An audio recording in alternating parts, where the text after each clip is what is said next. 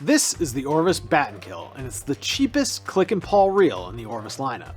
Orvis has been making a variation of the Battenkill since at least the 1960s. And while this reel bears little to no resemblance from the reels from way back when, it's still got a lot of similarities. Namely, it's a click and pull reel, and while minimalism was basically a requirement back then, this reel still maintains that same basic functionality. If you're new to fly fishing and you're not sure what a click and pull reel is, you'll hear it later in this video, but basically it means there isn't any drag. And it's got a simple mechanism, which we'll show you, that keeps the line from free spooling off of the reel. Basically, it's going to be a reel that has just enough tension, but not enough to really help you fight the fish.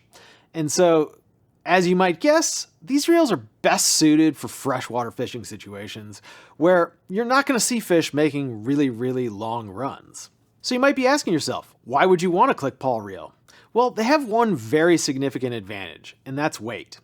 Even on this very inexpensive Battenkill, this reel comes in at roughly 3.3 ounces, which is way lighter than any similarly priced reel with a full drag. And not only that, click pull reels can be a lot of fun to fish, especially when you're fishing for smaller fish. Imagine that 8-inch brook trout taking out a little bit of line. Sure, it's not going to go far, and it's going to go nowhere with a drag, but on a click pull reel, you might get to hear a couple clicks. This video is supported 100% by your purchases at Trident Fly Fishing. So if you're in the market for some new tackle, check us out at tridentflyfishing.com. And with that, let's dive into our 5 factors for evaluating this reel. And number 1 is drag. And like we said, there isn't one. But let's take a look at this click pull on the inside. So as you can see, you've got a gear here, and that meshes with this triangular shaped tooth. And this tooth is supported by a leaf spring here, which provides the tension in the reel. And that's going to allow you, again, to make sure that this reel doesn't free spool. But of course, in terms of actual drag strength, it has none, or barely any. And because it doesn't have a drag, there's also no drag adjustment, and it is also not sealed. With that said, if you were to take a click pull reel into the salt, you'd have a pretty simple time washing this out after a day of fishing. As you can see, there's really not much to it, which is definitely another advantage of going with a clicker. But now let's move on to the spool. This has a 2.9-inch max diameter, a very narrow 0.6-inch spool width, and if you haven't already noticed, it has a traditional arbor, which means that this arbor comes in at a mere 0.7 inches. So what does that all mean for performance? Well, it's going to pick up line very slowly. In fact, this is going to take 270 turns to pick up 100 feet of line. Or another way to think about that is about 4 inches per turn once you load it with some backing.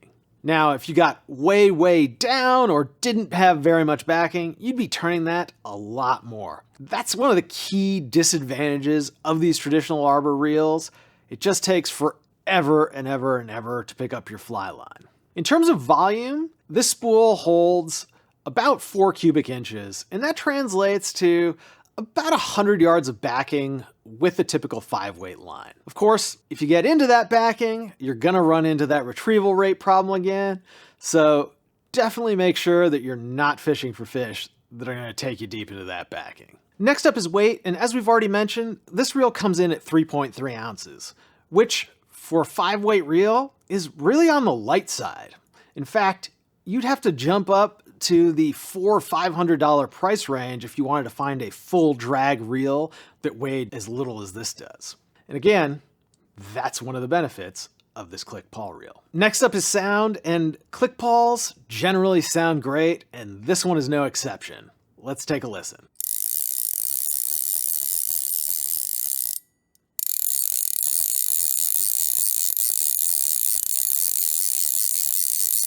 You'll notice that this reel, which was set up for left-hand retrieve, does in fact have a different incoming and outgoing. You won't find that on absolutely every click pull reel, but on this one you can in fact even switch it over so you get that outgoing sound if you're a right-hand retrieve guy. And last but not least is going to be ergonomics, and well, there is no drag knob, so That's easy.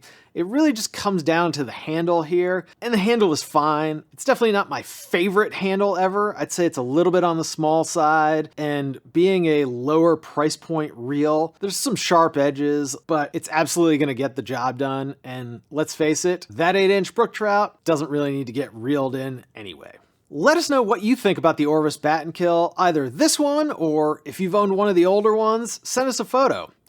And of course, if you have questions about these reels, give us a call at 888-413-5211 or email us 24/7 at support@tridentflyfishing.com. I'm Ben. Thanks for watching. We'll see you next time.